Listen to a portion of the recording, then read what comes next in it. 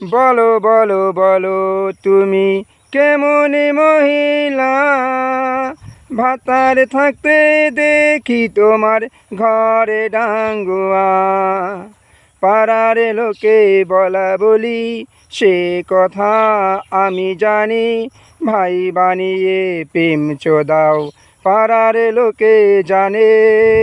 তোমার বিচার করব আমি মেকলিগঞ্জের কোর্টে, সবাই মিলে সাক্ষী দিবে সাদা কাগজে।